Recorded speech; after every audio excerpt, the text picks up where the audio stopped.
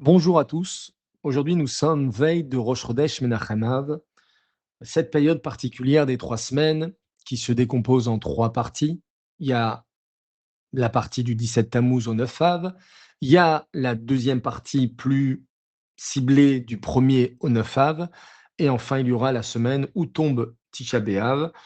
On monte crescendo dans les restrictions, dans les lois de deuil, et une question qui se pose, puisqu'on doit méditer, on doit étudier la destruction du Beth Amikdash et surtout la reconstruction du Beth Amikdash, une question se pose, c'est si Hachem est infiniment bon, s'il est tout-puissant, comment a-t-il permis la destruction du Beth Amikdash?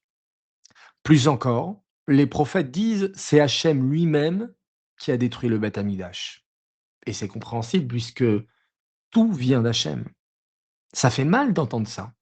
Et comment se dire que c'est Hachem qui a détruit le Beth Amikdash et pourquoi il a détruit le Beth Amikdash et comment ça se fait qu'il a détruit le Beth Amikdash? Surtout que dans la Torah, il y a une mitzvah de ne pas toucher à une seule pierre du Beth Amikdash.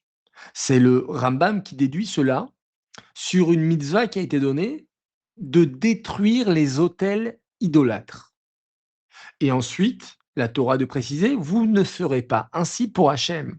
Et le Rambam donc d'en conclure qu'il est interdit d'abîmer même une seule pierre du Beth Amikdash. On sait que tout ce qu'Hachem ordonne, il le fait lui-même. C'est la plus grande règle de la pédagogie, de l'éducation. Tu veux que ton fils il fasse quelque chose, alors cette chose-là, il faut que tu la fasses toi aussi. Si tu demandes à ton enfant de faire quelque chose que tu ne fais pas, ton enfant, il ne va pas comprendre et il ne va pas faire la chose. Hachem, tout ce qu'il demande, il le fait. Lorsqu'il demande au Bnei Israël de mettre les tefilines, lui-même, il met les tefilines. Donc, comment se fait-il que Hachem, qui nous demande de ne pas toucher une seule pierre du Beth Amikdash, lui, il détruit tout un Beth Amikdash et les deux Beth Amikdash tout entiers? Pourtant, la Torah, elle affirme 3 choses. Hachem est infiniment bon. Hachem est tout-puissant et Hachem, il sait tout. Alors concrètement, pourquoi la destruction? Pourquoi le mal? Le rabbi il explique que depuis qu'il est tout petit, il rêve de Mashiach, il visualise la Géoula.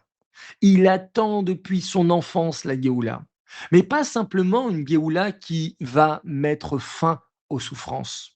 Souvent, on a envie de dire, allez, Admataï, c'est fini la galoute, jusqu'à quand, etc. Assez de maladies, assez de souffrances, assez de mauvaises nouvelles. Mais le rabbi, il va s'appuyer sur un verset de Ishaïa, du prophète, qui dit: «Je te remercierai, Hachem, de m'avoir fait souffrir». Donc remercier Hachem, pas seulement parce que la douleur est terminée, pas seulement parce que la galoute est terminée, pas simplement: «Je te remercie parce que ça y est, c'est passé», mais par le fait que je vais comprendre pourquoi toutes ces souffrances, tous ces malheurs étaient nécessaires.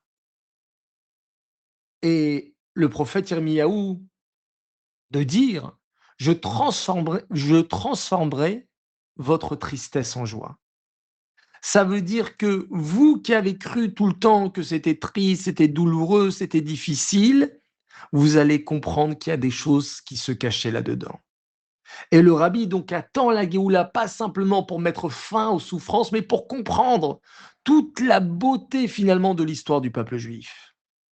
Et on peut prendre un machal très parlant. Lorsqu'on voit un bâtiment en rénovation, on va voir quoi? De la poussière, des murs cassés, des gravats, du bruit. Si on s'arrête à cette image-là, on croit que tout est détruit.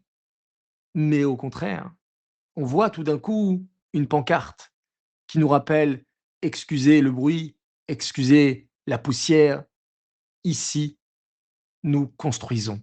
Ici, nous rénovons». Donc la démolition, elle fait déjà partie de la construction et c'est exactement comme ça qu'il faut comprendre la galoute. Le Beth Amikdash n'a pas été détruit pour être détruit.